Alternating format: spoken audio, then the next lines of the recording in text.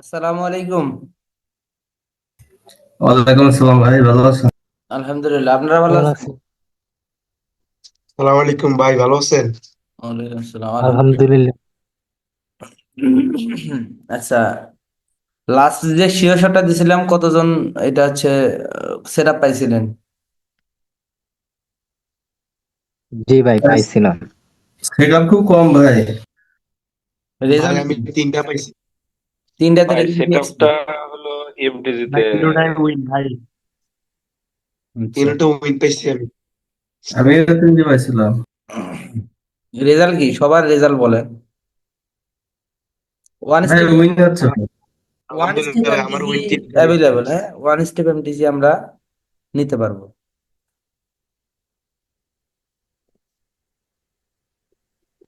MT দিতে ভাই বেশি প্রফিট হয়, কিন্তু প্রথম প্রথম লজ্জায় দেখি। যদি সেট আপ ঠিক থাকে আর যদি কোনো স্ট্রং উপরে রেজিস্ট্যান্ট লেভেল না থাকে তাহলে রানিং এ প্রফিট হবে। আর অনেক সময় রেজিস্ট্যান্ট লেভেল বা হচ্ছে সাপোর্ট এসএনআর থাকার কারণে অনেক সময় ওয়ান স্টেপ নিতে হয়।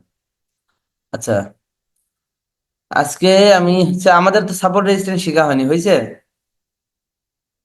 না ভাই। শেখা হয়। আচ্ছা। হুম, হুম। সেটাই ভাই প্রবলেম বেশি হইতেছে, মানে সাপোর্ট রেজিস্ট্যান্ট খুব একটা জানি না তো। আচ্ছা, আমরা আজকে হচ্ছে সাপোর্ট রেজিস্ট্যান্ট আজকে থেকে আমরা স্টার্ট করব।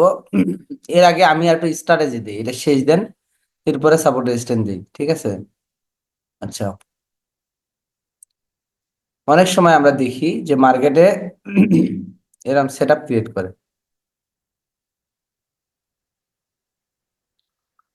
যদি কোথাও same kind of set up আমাদের চোখে পড়ে,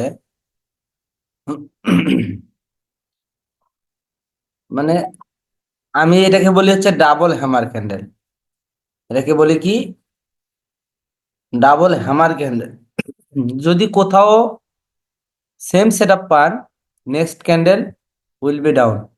প্রথমে প্রাইস অ্যাকশন অনুযায়ী আগের ক্যান্ডেল উইকের ভিতরে, পরের ক্যান্ডেল ক্লোজ হলে নেক্সট ক্যান্ডেল ডাউন। এটাও সেম প্রাইস অ্যাকশন অনুযায়ী আগের ক্যান্ডেল উইকের ভিতরে, পরের ক্যান্ডেল। তবে দুইটা যদি হ্যামার হয়,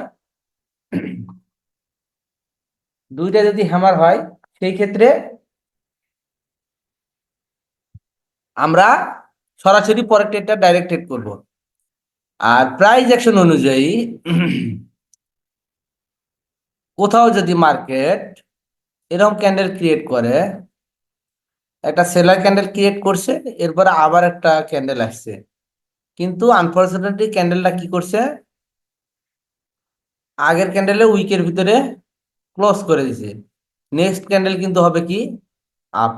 যদি এই ক্ষেত্রে লস হয়ে যায়, এই সেটআপের ক্ষেত্রে পরবর্তীতে আরো একটা আরেক ক্যান্ডেল, রিয়েল মার্কেটের ক্ষেত্রে ম্যাক্সিমাম টাইম প্রথম সেটআপে প্রফিট হয়, অথবা এর পরে সর্বোচ্চ আর একটা ক্যান্ডেল ক্রিয়েট করবে, নেক্সট ক্যান্ডেলে প্রফিট হবে। এইটার উইনিং রেশিও অনেক ভালো, আমি নিজে পার্সোনালি এই ট্রেডটা করি, ঠিক আছে? আর এইটার ক্ষেত্রে সরাসরি এটাতে কোনো ইয়া চলবে না, এমটিজি চলবে না, জাস্ট সেটআপ।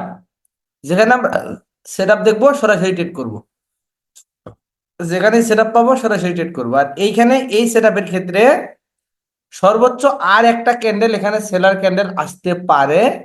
যদি কোনো কারণে আরেকটা সেলার ক্যান্ডেল আসে তাহলে আমাদের এখানে নেক্সট ক্যান্ডেলে আমরা সেল করব, এটাতে যা সেল করব তার ডাবল অ্যামাউন্ট নেক্সট ক্যান্ডেলে সেল করব, সরি, নেক্সট ক্যান্ডেলে বাই করব। বুঝাইতে পারছি কি বলছি? প্রথমত প্রাইস অ্যাকশন অনুযায়ী আগের ক্যান্ডেলের উইকের ভিতরে যদি পরের ক্যান্ডেল ক্লোজ করে, নেক্সট ক্যান্ডেল বাই হবে। তো যদি কোনো কারণে একটা ক্যান্ডেল সর্বোচ্চ ক্রিয়েট করে, তাহলে আমরা পরবর্তী ক্যান্ডেলে আবার বাই করব। আর এই যে ডাবল হ্যামার স্ট্র্যাটেজিটা, এটাতে ভাই আমরা একটা সরাসরি প্রশ্ন ট্রেড করব।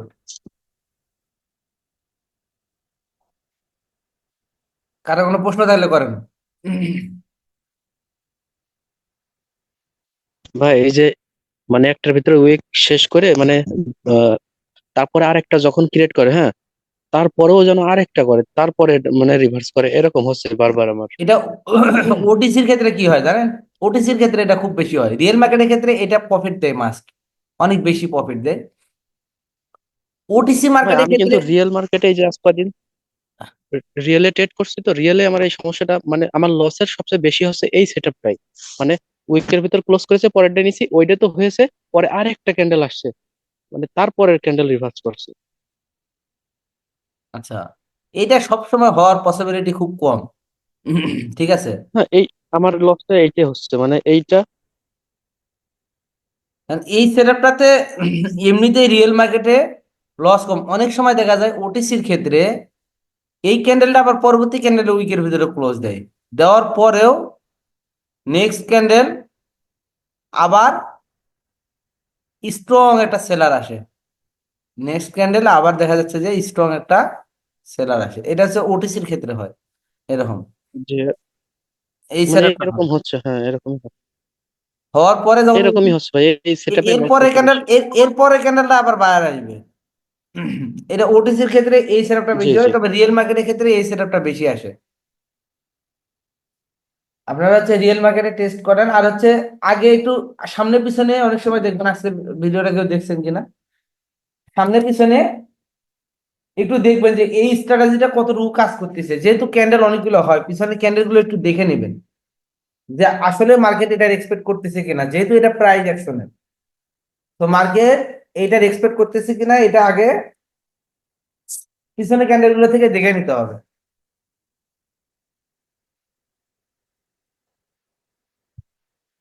বুঝাইতে পারছি?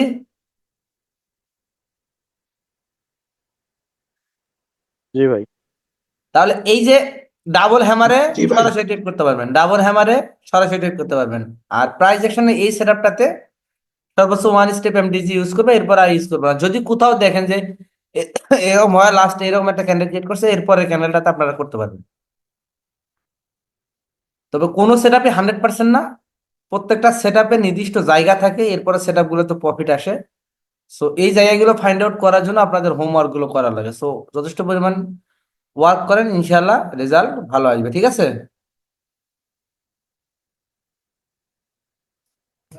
আচ্ছা ভাই, একটা কোশ্চেন আছে।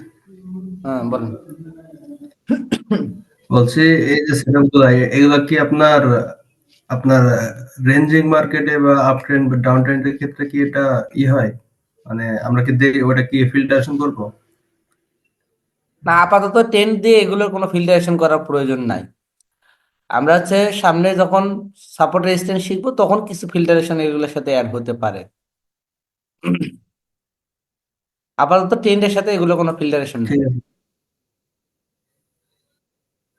আচ্ছা ভাই। ওকে, আল্লাহ হাফেজ। হ্যাঁ।